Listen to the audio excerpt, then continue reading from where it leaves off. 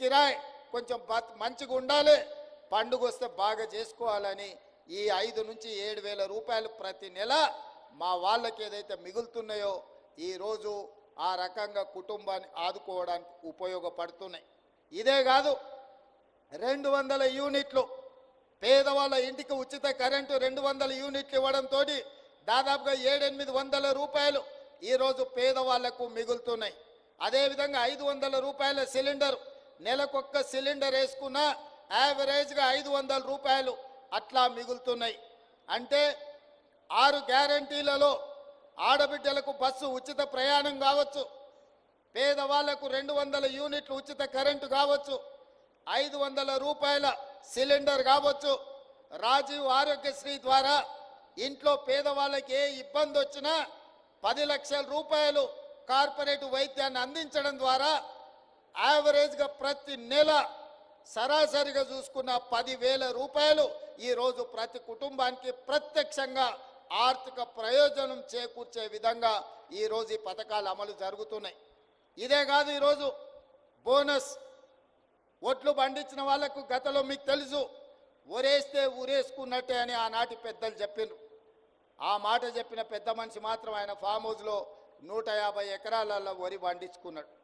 ఆయన పండించిన ఒట్లలో మరి బంగారం ఉందేమో నాకు తెలియదు, కానీ కావేరీ సీడ్స్ అనే సంస్థ 4,200 రూపాయలు క్వింటాల్కి ఇచ్చి కొన్నదయా. మరి దొరలు పండిస్తే ఆ ఒట్లలో బంగారం ఉంటుందేమో నాకు తెలియదు, కానీ గజ్వేల్ ఫామ్ హౌస్లో రాష్ట్రమంతా ఒరేస్తే ఉరేసినట్టు అని రైతాంగానికి చెప్పి వారు మాత్రం 150 ఎకరాలల్లో వరి పండించుకుంటే కావేరీ సీడ్స్ 4,200 రూపాయలు క్వింటాల్కి ఇచ్చి కొనుగోలు చేసింది. ఆనాటి పరిస్థితులు అవి. మరి ఈనాడు రైతాంగం కష్టాలు గుర్తించి రైతులను ఆదుకోవాలని, వ్యవసాయం దండుగ కాదు వ్యవసాయాన్ని పండుగ చేయాలని, ఇది రైతు రాజ్యమని నిరూపించడానికి 25,35,000 మంది రైతు కుటుంబాలకు మొదటి సంవత్సరంలోనే 21,000 కోట్ల రూపాయల రైతు రుణమాఫీ చేసి 2 లక్షల రూపాయల వరకు రైతులకున్న అప్పుల నుంచి రుణ విముక్తుల్ని చేసి ఇవాళ 25 లక్షల మంది రైతులను అప్పుల ఊబిలో నుండి బయటికి తీసుకొచ్చినాం. 21,000 కోట్ల రూపాయలు రైతుల ఖాతాలో వేసినాం. ఇదే కాదు, ఊరేసుకుంటే ఊరేసుకున్నట్టు కాదు, ఊరేసుకోండి గిట్టుబాటు ధర ఇవ్వడమే కాదు, మీకు 500 రూపాయల బోనస్ ఇస్తామని చెప్పి ఇవాళ ఈ రాష్ట్రంలో రైతాంగాన్ని వరి పండించమని ప్రోత్సహించినందుకు ఈరోజు భారతదేశంలోనే రికార్డు.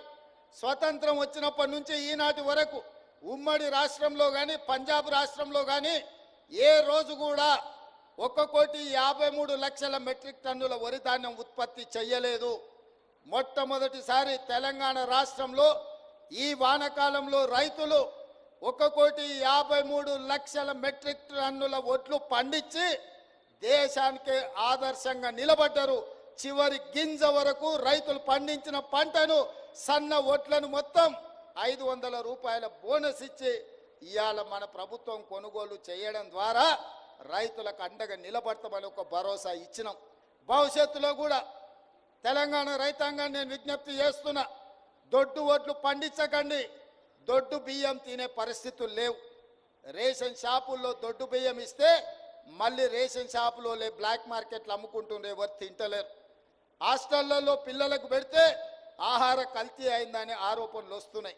అందుకే తెలంగాణలో ఉండే SC, ST, BC, minority Kasturba పాఠశాలలతో పాటు మధ్యాహ్న భోజన పథకంతో పాటు రేషన్ షాపుల్లో ప్రతి వాడికి సన్న బియ్యం ఇయ్యాలని తెలంగాణ రాష్ట్ర ప్రభుత్వం నిర్ణయించుకున్నది. తెలంగాణ గడ్డ మీద ఈ నేలలో పండిన ఒడ్లే సన్న ఒడ్లు పండించండి, తెలంగాణ సోన పండించండి, ప్రతి పేదవాడికి సన్న బియ్యం ఇవ్వడం ద్వారా రీసైక్లింగ్ బియ్యం మాఫియాను ఉక్కు కూకటి వేళ్లతో పెకిలించి ఈరోజు పేదవాళ్లకు సన్న బియ్యం ఇద్దాం. అందుకే తెలంగాణ రైతాంగానికి నా విజ్ఞప్తి, సన్న ఓట్లే పండించండి. మీరు పండించిన ప్రతి గింజకు 500 రూపాయల బోనస్ ఇచ్చి కొనుగోలు చేసే బాధ్యత రాష్ట్ర ప్రభుత్వం తీసుకుంటుంది. ఇది తెలంగాణ విద్యార్థులతో పాటు తెలంగాణ పేదోళ్లకు మేలు జరుగుతుంది. అందుకే సన్న ఓట్లను పండించమని ఈరోజు నేను విజ్ఞప్తి చేస్తున్నా. ఇన్ని పథకాలు ఇవే కాదు, తెలంగాణ ఉద్యమమే